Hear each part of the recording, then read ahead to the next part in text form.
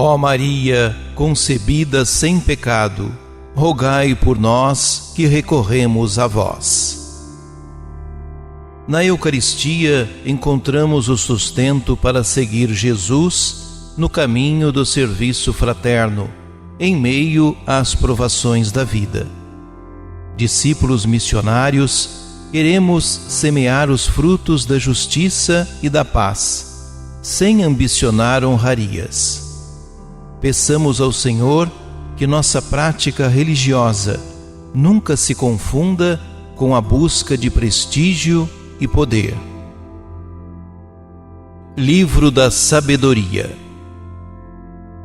Os ímpios dizem: armemos ciladas ao justo, porque sua presença nos incomoda. Ele se opõe ao nosso modo de agir, repreende em nós as transgressões da lei e nos reprova as faltas contra nossa disciplina. Vejamos, pois, se é verdade o que ele diz, e comprovemos o que vai acontecer com ele. Se de fato o justo é filho de Deus, Deus o defenderá e o livrará das mãos dos seus inimigos. Vamos pô-lo à prova com ofensas e torturas, para ver a sua serenidade e provar a sua paciência. Vamos condená-lo à morte vergonhosa, porque, de acordo com suas palavras, virá alguém em seu socorro. Palavra do Senhor. Salmo 53.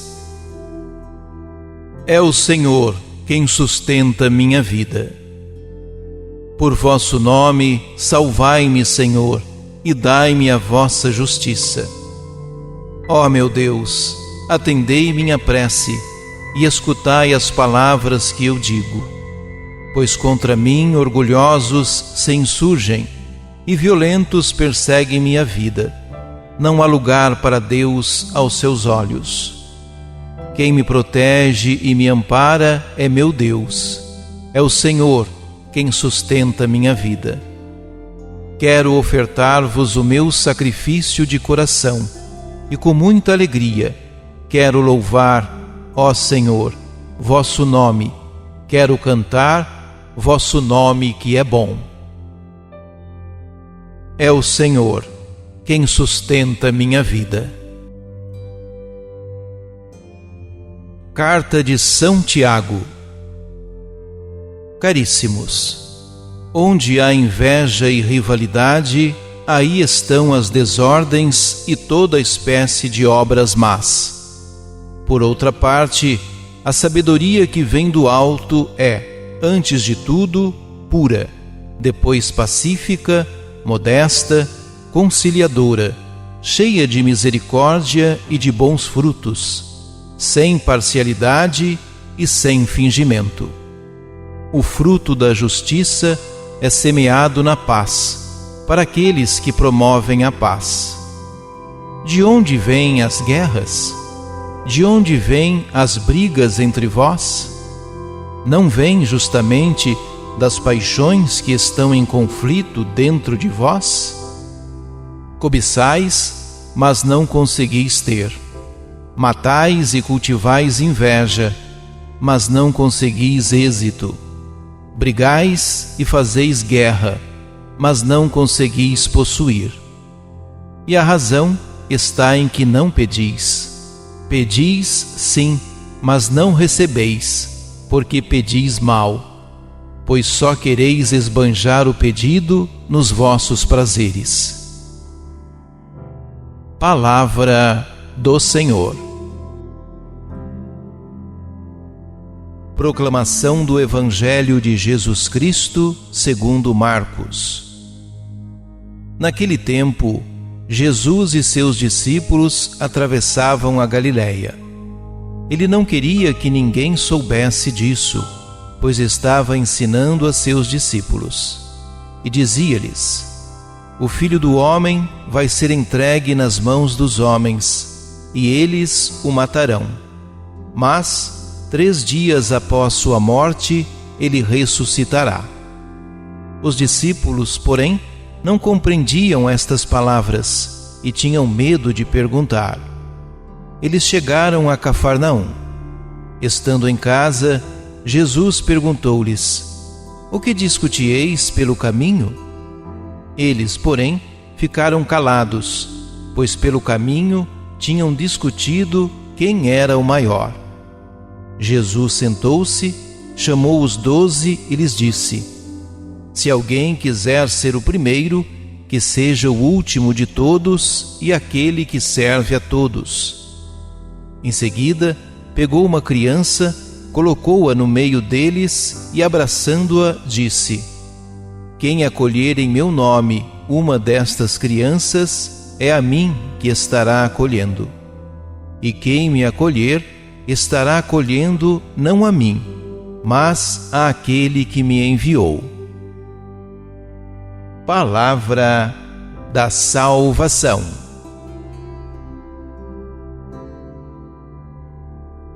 Conforme a divisão clássica da obra de Marcos, o evangelho desta liturgia já pertence à segunda parte, marcada pelo aprofundamento da catequese de Jesus sobre sua identidade de Filho de Deus e as exigências que seu seguimento comporta.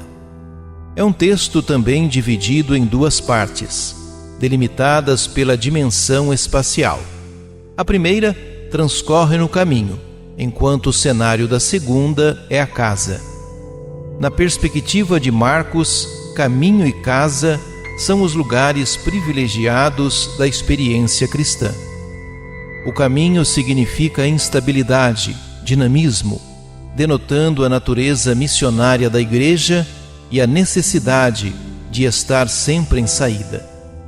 A casa significa a necessidade das relações fraternas e sinceras que devem marcar a vida da comunidade. É o lugar da acolhida, da compreensão e da vivência do amor. A incompreensão de Pedro após o primeiro anúncio da paixão foi um alerta para Jesus. Os discípulos ainda não tinham compreendido quase nada da sua identidade e do seu projeto, o reino de Deus. Logo, era necessário estar sozinho com eles, isolados das multidões, para reforçar o ensinamento. É nesse contexto que Jesus faz o segundo dos 3 anúncios da paixão. Os discípulos não aceitavam um Messias sofredor, porque esperavam um que fosse poderoso e guerreiro. A repetição de um ensinamento é sinal da sua importância e, ao mesmo tempo, da dificuldade de compreensão dos destinatários, como se verificava nos discípulos. Eles não compreendiam nem tinham coragem de perguntar, preferindo, covardemente, conversar entre si sobre as próprias aspirações. Jesus, todavia, conhecia-os bem e sabia o que pensavam. Por isso, ao chegar à casa, perguntou-lhes, apenas por protocolo e como forma de denúncia irônica, o que tinham discutido. A discussão sobre quem é o maior revela ambição e sede de poder. Alimentam rivalidades, coisas incompatíveis com a lógica igualitária do reino de Deus. O próprio silêncio deles diante de Jesus denuncia a incoerência. Para contornar a situação, Jesus senta e chama os 12 para perto de si. Gestos que recordam sua condição de mestre, o único que poderia reivindicar grandeza naquele grupo. Com isso, convida os discípulos a renovar a vocação originária, corrompida pelas pretensões de poder e ambição que estavam alimentando. Assim, ele mostra um caminho oposto, ensinando que só há um modo de ser o primeiro na comunidade, fazendo-se o último, sendo o servidor de todos. Jesus deixa claro, portanto, que o serviço é o primeiro sinal distintivo do seu discipulado. Trata-se de um serviço motivado pelo amor, desinteressado e universal. Com o gesto de pegar a criança, abraçá-la e colocá-la no meio, Jesus recorda que as pessoas mais vulneráveis e necessitadas devem ser as primeiras destinatárias da atenção e dos cuidados dos seus discípulos servidores. Na época, a criança era sinônimo de incapacidade e inutilidade, tanto na cultura semita quanto na greco-romana. Jesus, no entanto, vê com outros olhos. A criança é sinal de pequenez, imagem de todas as pessoas necessitadas, mas também simboliza a capacidade de aprendizagem, tão necessária para o discipulado. Com esse exemplo concreto, ele aponta para os discípulos de todos os tempos que têm prioridade no reino de Deus. Todas as pessoas vulneráveis e marginalizadas, representadas pela criança. Acolher essas pessoas é acolher a Ele mesmo e ao Pai, que o enviou.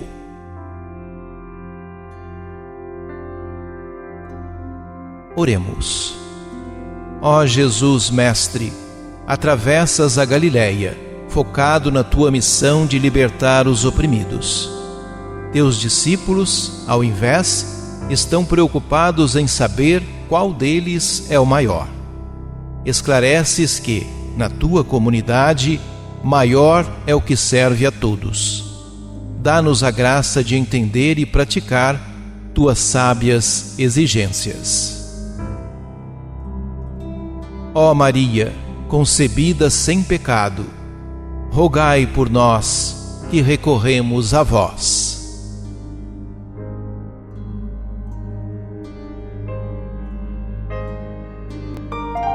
Ajude-nos a evangelizar.